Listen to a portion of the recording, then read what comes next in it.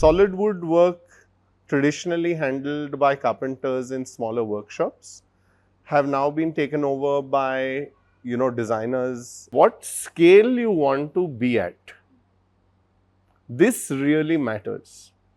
So if you want to make yourself into a 1,000 crore company or a 10,000 crore company, you have to focus on the bottom end of the market. There are very few players who have managed to establish themselves as brands.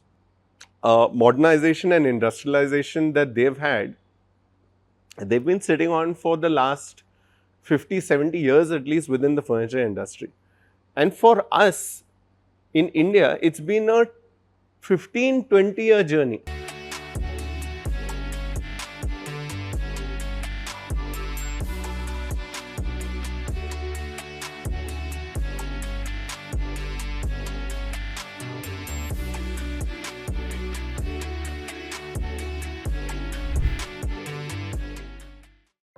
I initially did not want to get into the furniture business. I wanted to get into banking, and I used to work with Citibank.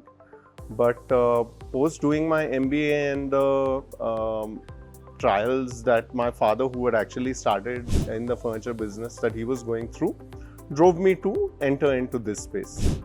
And then I formed a love for it and started several businesses, all within the domain of furniture. There is a panel craft unit,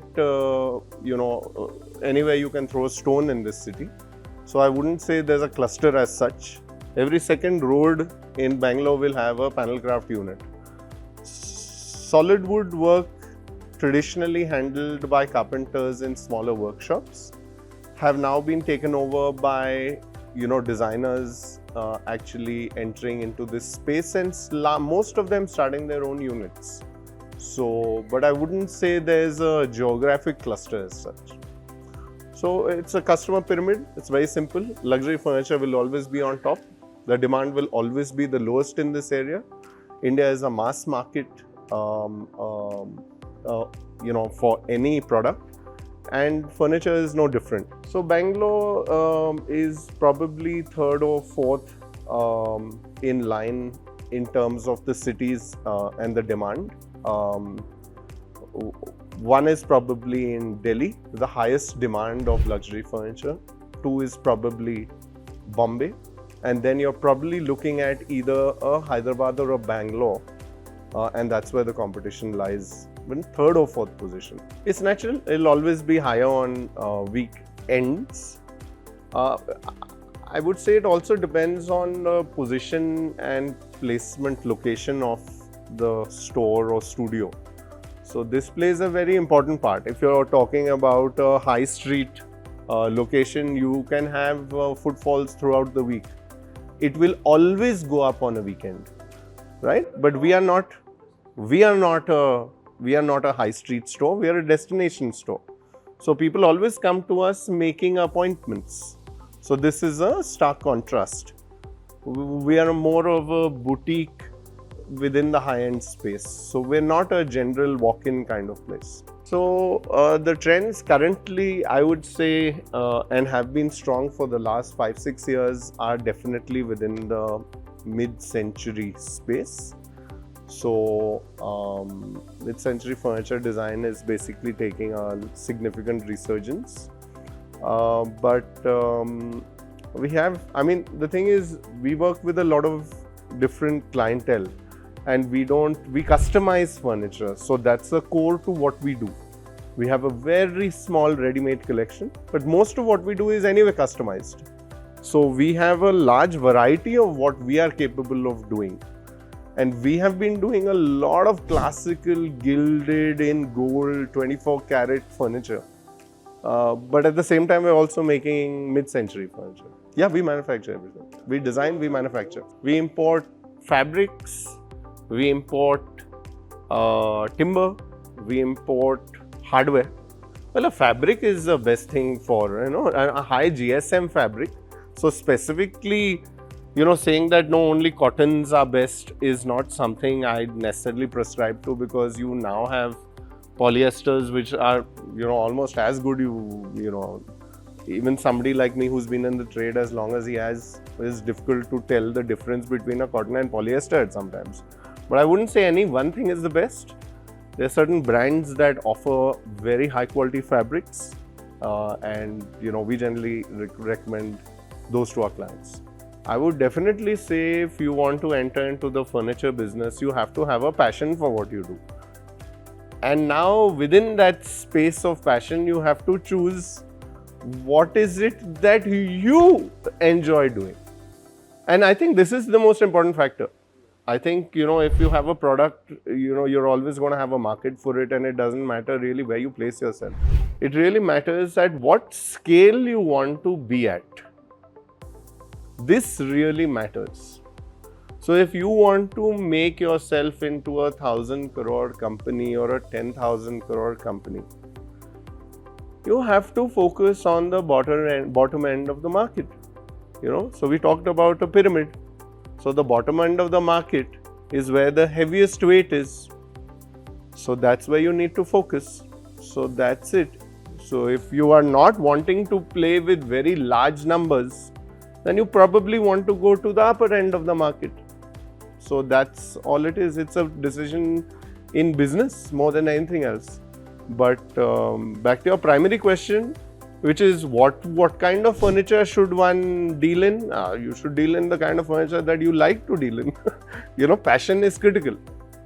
What India lacks is brands. Okay, so this is the big change that's going to happen, and that actually has been happening for the last 10 to 15 years, is moving from a unorganized market or a lesser organized market to an organized market. Now, what does this mean? That earlier, you would go to Raju Bhaiya because, lots of people go to Raju Bhaiya to buy your furniture. But Raju Bhaiya is now entering demise, okay, and that segment's getting harder and harder for them to exist because of multiple reasons, right? And customer confidence is generally very low in that area. And what's happening is brands are coming in, right? And because of a dearth in brands, it's a completely vacant space for brands in India. There are very few players who have managed to establish themselves as brands. So, Godrej with their furniture is probably the oldest furniture brand in the country. And they've also reinvented themselves with the modular furniture that they have. But even a Stanley has made a remarkable name in the market, and that's the kind of brands that are going to start cropping up, right? So that's what you're going to start seeing in the future, and it's a question of then marrying brand development with whatever product that you have. India makes some of the best solid wood furniture in the world. This is not something that I am saying. The data will tell you this. The best brands in the world buy their solid wood furniture out of India. So India is not any less than anywhere else. In terms of quality of product, there are only a few factories that actually offer that quality, and this is what I was talking about, our organized and unorganized market. But where Germany, Italy, France, Spain are doing exceedingly well is their focus on design, right? And also the level of modernization and industrialization that they've had, they've been sitting on for the last 50, 70 years at least within the furniture industry.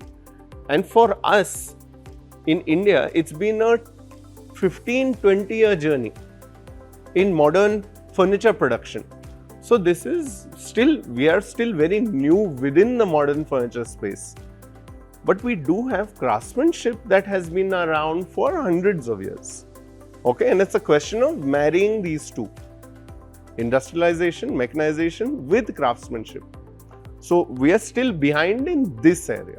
I think in 15, 20 years, we'll be, at par with the best in the world. I don't see any reason why. And as a market, right, not as individuals, like we at East consider ourselves to be world class, right? And we're not necessarily competing with any Indian brand. We just want to be the best that we can conceivably be. And but I think for even a company like ours to evolve as a new known brand in the market, maybe a 5 to 10 year journey. So our forte, our strength is working with solid wood, right? And this is not necessarily a very easy material to work with, because it is, as we call it, a living material. So there are certain restrictions to what you can do with this material and how it will behave. So learning and understanding how timber itself operates itself is a huge journey in one's growth. And so this is where our absolute expertise lies. It lies with solid wood and making solid wood furniture. As far as design is concerned, we started off with classical design, moved to contemporary design, so we are able to actually execute both with a certain amount of aplomb. So you're asking what for us sells the most. So sofas is what I'm getting. No, generally it's a 3-seater that sells the most.